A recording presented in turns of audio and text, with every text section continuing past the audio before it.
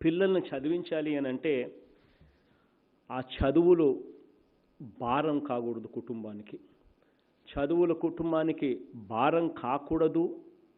భారం కాకుండానే తల్లులు పిల్లలను పంపించడానికి ఉత్సాహం చూపించాలి అన్న ఉద్దేశంతో ఎక్కడ దేశంలో జరగని విధంగా మొట్టమొదటి రాష్ట్రం బహుశా మందేనేమో, దేశంలో కూడా ఎక్కడైనా ప్రపంచంలో ఎక్కడైనా జరుగుతూ ఉందో నాకు తెలియదు, కానీ మొత్తానికి ఒక కొత్త వరవడి తీసుకొచ్చే దానికోసం అమ్మ ఒడి అనే ఒక కార్యక్రమానికి శ్రీకారం చుట్టాం.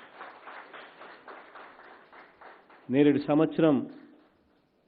సంవత్సరం ఈ కార్యక్రమానికి జనవరి 9వ తారీఖున సంక్రాంతి ముందు ఈ కార్యక్రమానికి శ్రీకారం చుట్టి ప్రతి తల్లికి అంటే దాదాపుగా 43 లక్షల మంది తల్లులు 1 నుంచి ఇంటర్మీడియట్ దాకా 12వ తరగతి దాకా చదువుకుంటా ఉన్న పిల్లలకు 83 లక్షల మంది 82 లక్షల మంది దాదాపుగా 82 లక్షల చిల్లర పిల్లలకు మేలు జరిగే విధంగా దాదాపుగా 43 లక్షల మంది తల్లులకు 6,350 కోట్ల రూపాయలు ఒకే రోజు వాళ్ళ బ్యాంక్ అకౌంట్లో లేక నేరుగా జమ చేయడం జరిగింది జనవరి 9వ తారీఖున.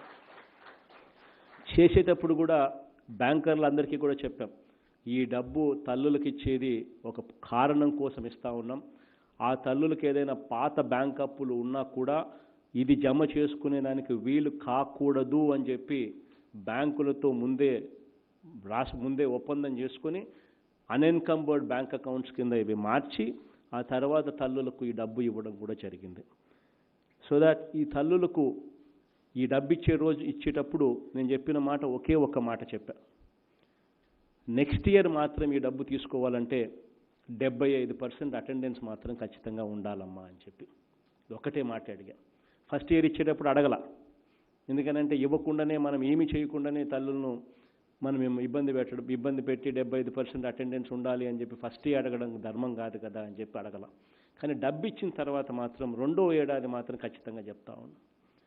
ప్రతి తల్లికి నేను రిక్వెస్ట్ చేసింది కూడా ఇది, 75% అటెండెన్స్ నెక్స్ట్ ఇయర్ మాత్రం ఖచ్చితంగా ఉండాలి.